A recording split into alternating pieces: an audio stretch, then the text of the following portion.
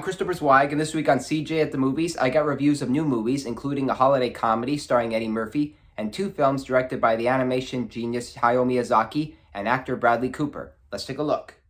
Our first movie is Candy Cane Lane, the latest Eddie Murphy comedy that's parada-dum-dum. He plays an LA family man who wants to win the annual holiday house decoration neighborhood contest. So he visits an eccentric holiday shop owned by Jillian Bell, who gives him an expensive set representing the 12 days of Christmas. Signature, please. Ignore all the fine print. It's like you're signing your life away. Merry Christmas. Yeah, Merry Christmas. Oh, it will be.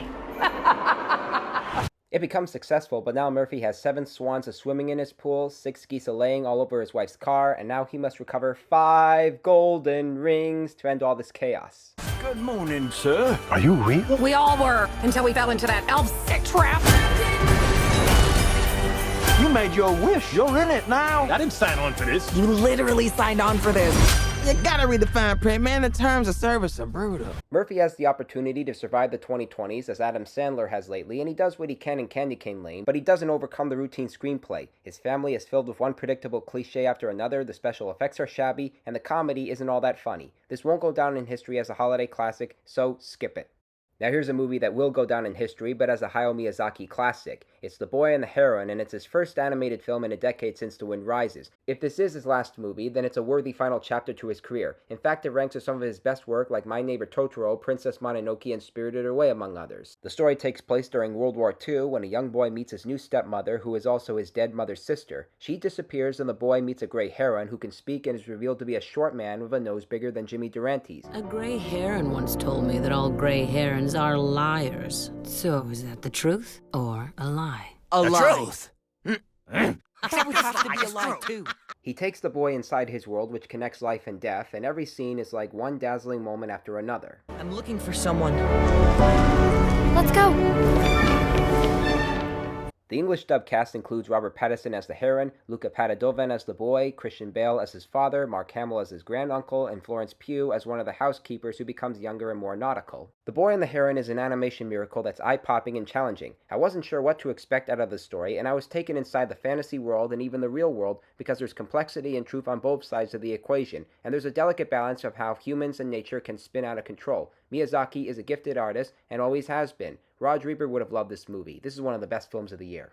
Next up, Eileen, a thriller set in the winter of 1960s Massachusetts, which stars Thomasin Mckenzie as the title character, who is a young woman working in a boys' prison, where she has her passionate fantasies and where she becomes interested in the new psychiatrist played by Anne Hathaway.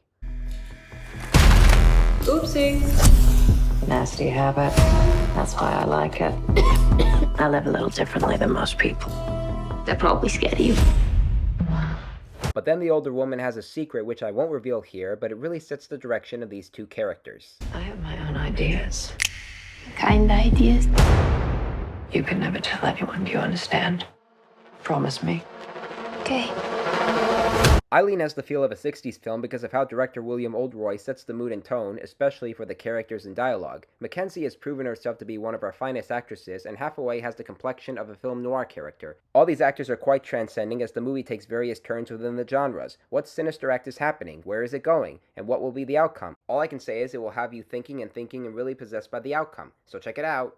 Next up, Monster, the latest Japanese import from director and editor Hirokazu Koreeda, who also made Shoplifters. You think the same complaints will go on for 2 hours, but this isn't the case. It involves a boy doing strange things, another student whom he may be bullying, and the teacher trying to discipline him. There are different sides to this story, which is unpredictable and has us guessing. 麦の湊君は星川よりって子をいじめてるんですよ。開けてください。いつも麦野君を叩いたりしてます。こんな先生がいる学校に子供預けられないでしょ。お母さん、僕はかわいそうじゃないよ。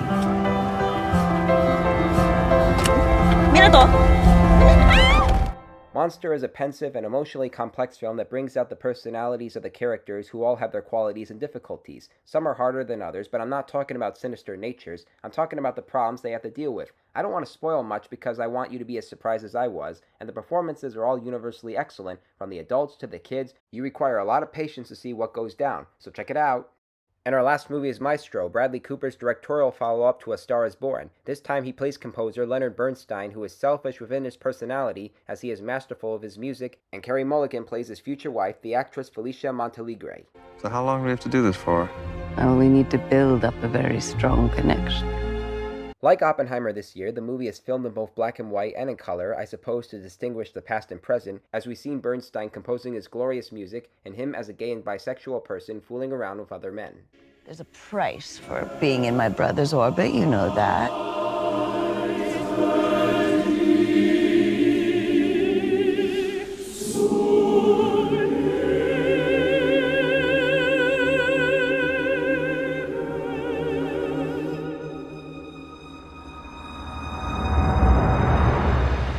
Maestro may not always balance its screenplay, but it does explode with great intensity. The music in the film uses Bernstein's work instead of using a different composer, which makes sense out of respect. From the concert performances to the reality of the characters, it all feels like a work of art. It's further proof that Cooper can broaden his horizons as an actor and filmmaker, while Mulligan ignites some radiance in her performance. You should see the humanity inside this movie.